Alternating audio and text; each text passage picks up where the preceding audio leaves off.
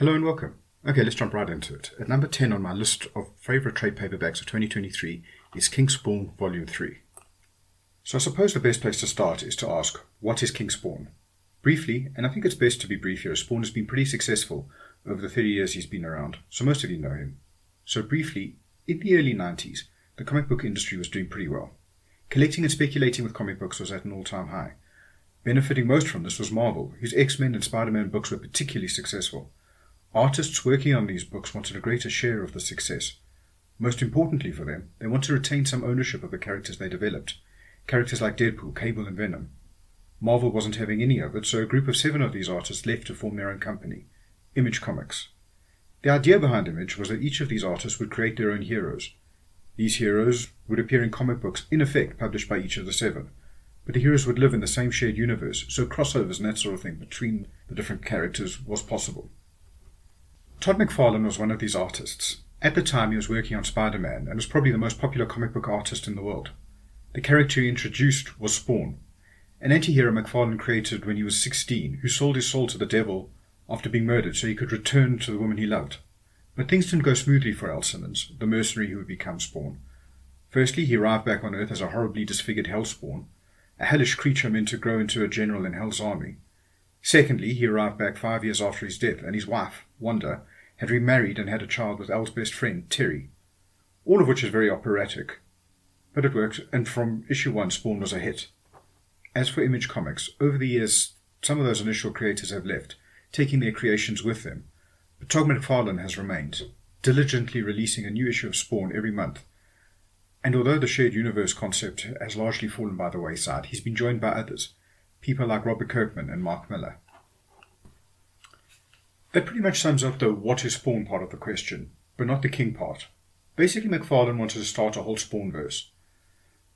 Spawniverse, I don't know, I'm going to stick with Spawnverse. So he wanted a whole Spawnverse, and part of that was releasing a second monthly Spawn title. To differentiate between the two, he decided to add an adjective to the second title. Think Amazing Spider-Man or Incredible Hulk. The adjective he chose was a noun, king, because why not? So it doesn't mean that Spawn will actually be a monarch in the book. Rather, it means that Spawn will be a leader, the most important piece on the board, the biggest and baddest, that sort of thing. So there you have it, King Spawn. Hope that wasn't too long-winded. Okay, so that explains what King Spawn is, but it doesn't say anything about why it's on the list. I'm going to be upfront here. Part of the reason, probably the main reason, is nostalgia, pure and simple. I read Spawn, especially trade paperbacks of the early issues, while at school. And I don't mean while I was young and still attended school, although I was and I did. I mean while I was actually at school. A number of us read comic books at the time, and the procedure was that after any of us visited the comic shop, we'd arrive at school the next day with our purchased haul. As we often went to the shop together, this combined haul was often quite sizable, at least sizable for a bunch of kids who only had pocket money to pay for such things. Pocket money that was further reduced by some of the less cool of us spending it on girlfriends and sporting equipment.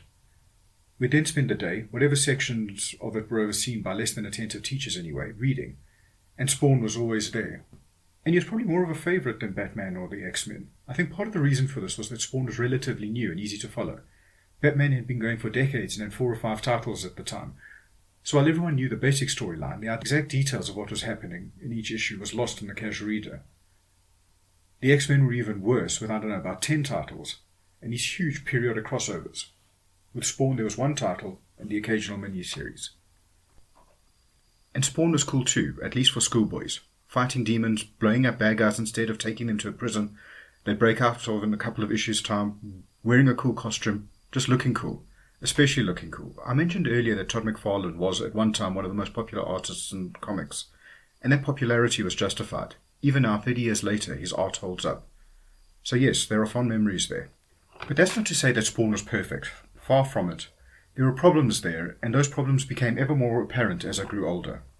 The first of these problems was that Todd McFarlane wrote the book as well, and his skills as a writer didn't match his as an artist. He was wordy, never saying in 10 words what he could say in 20. And his exposition was often very clumsy, especially when inserted into the dialogue, and it was inserted into the dialogue often. But that wasn't my main problem. My main problem was that, while McFarlane had created a cool character and an interesting setting, he was determined to hold tightly onto them, to continue to be the primary writer of the books and the only creative force that mattered. Now I understand this desire. It's perfectly reasonable to not want to create something only to have someone else step in and mess up everything after you've left. In fact, retaining control is one of the major reasons McFarlane created Image in the first place. And for most fiction, retaining this level of control is probably a good idea. Sequels and continuations done without the original creators generally suck. We as fans know this and give huge props to any writer or director or whoever who creates a sequel that comes even close to replicating the magic of some work we love that was created by somebody else. The problem is that Spawn isn't a complete unified whole, like, say, Lord of the Rings or the original Star Wars, or even something like Watchmen or Gaiman's Sandman are. No, it's a monthly title that has no clear end, at least not yet. So it can't really stand up on its own as a complete work others should leave alone. Typically with a monthly title, someone creates a character and then has a run with that character, fleshing it out. Then they move on and it becomes someone else's job to move the character forward. Sometimes this moving forward isn't an improvement. Actually, it often isn't, especially when someone new first takes the reins from someone who created something revolutionary. But what typically happens is that the second author will add something beneficial, some minor innovation that holds the public imagination in some small way. Then, when they leave and a third author takes over, this thing is retained, while most of what the second author added is thrown out. In this way, the character evolves, becoming better and better, or, at a minimum, better suited to the tastes of the reader in the era in which it finds itself. Another advantage of this system is that it's possible for fans to read the runs of creators they like, and not to worry too much about the runs of those they don't. Those runs, in a way, become works of fiction that are whole and complete. Spawn, with McFarlane in charge, lost these advantages, and, at least for me, eventually felt like it was just treading water. The individual comics were still very readable and the art was typically great, but as a whole the story wasn't really going anywhere, which is why I eventually stopped reading it. Which is why, if you told me that a Spawn title would have been one of my favourites of the year just a few months ago, I'd probably have been a little shocked. It had been years since I'd read anything about him. I'd seen his books on the shelves and often wondered if I should pick one up, just to see what an old favourite was up to. But I'd always decided against it, decided that I should spend my money on some title I was currently into, or on something totally new instead. The release of Kingspawn in 2021 came very close to changing that. Here was a new monthly title for the character, the first in nearly 30 years. Finally a chance for those of us who had fallen off the Spawn train at some point during its 300-issue run to jump back on. A fresh start. To make the prospect even more enticing, Javier Fernandez's art looked great. From what I could see, he seemed a worthy successor to artists like Greg Capullo and Todd McFarlane himself. And, most importantly, there was a new writer. And everything I heard about Sean Lewis's writing on the book was very positive too. But I didn't buy that first issue, for no reason other than inertia. I also initially passed on getting the first trade paperback collection, and the second. Finally, when the third came out, I decided I'd wasted enough time, and if I wanted to dip my toe into the Spawn pool again, it was now or never. Before I continue, Spawn pool sounds disgusting. I don't know why I said it. If at all possible, I won't say it again, and I'm very sorry for saying it in the first place. Anyway, I decided now, and I got the first trade paperback, and it was good. Not change your life, get a tattoo of it good, but good. The artwork was certainly as good as advertised, with Fernandez's pencils as visceral and atmospheric as I remember McFarlane's being, if not quite as fluid. The inking and colours were great too. Lucentia's colours are somehow more subdued than Steve Olof's were, and yet just as vivid. They suit both the over-the-top action and the often grim storyline well. As for Sean Lewis's storytelling, I have my reservations, which I'll get to, but I do think it's better than McFarlane's. At least McFarlane's as it was in those early issues. He could well have improved in the last 30 or so years. I hope he has, because after Kingspawn, I'm interested to see what's happening in the main Spawn title. I also want to try Gunslinger Spawn, which looks like it has potential.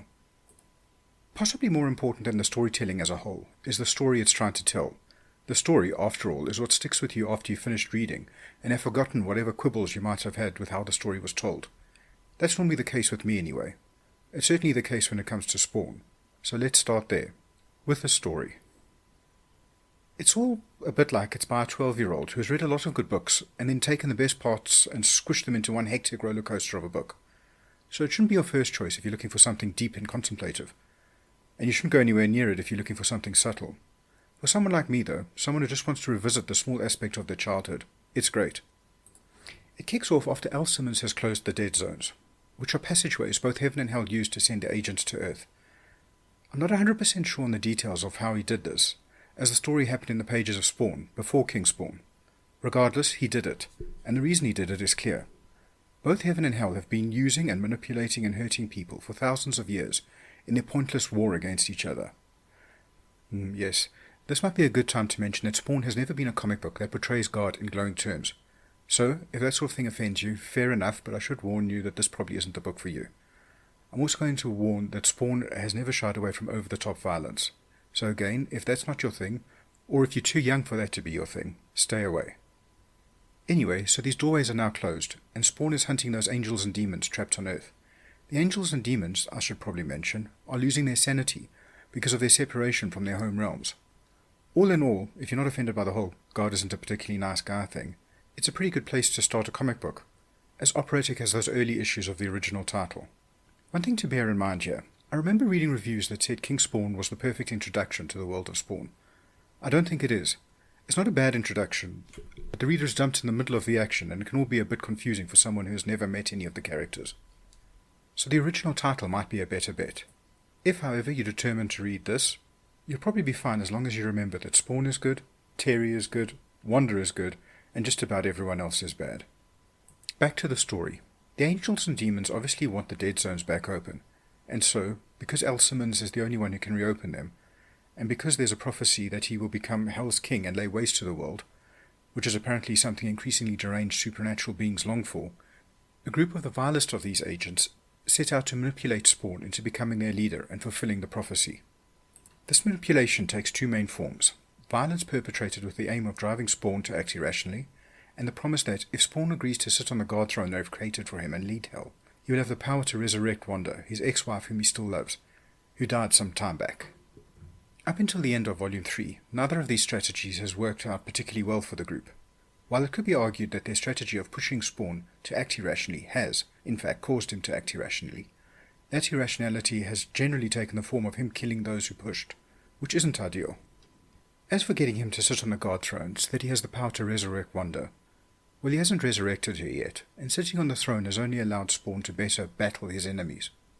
Still, despite my questioning of the villain's tactics, I'm enjoying the story, so thumbs up there. So, then, let's return to the storytelling. Again, time for some honesty. I said the writing was better than McFarlane's, and I stand by that. On the other hand, if the writing I'm comparing it to isn't McFarlane's, but instead writing that is actually properly good, well then this probably doesn't stack up too well. It's a bit like the writing from a bad blockbuster, where the motivations have more to do with getting the hero to the next spectacular location or into the next CG fight than they do with creating believable characters. Is that a bad thing? Well, yes. After all, the best blockbusters are the ones where the characters' motivations do stand up to scrutiny. But I don't think it's a fatal criticism. Again, at least not for me. I knew what I wanted from the book, and it wasn't something profound or emotionally moving.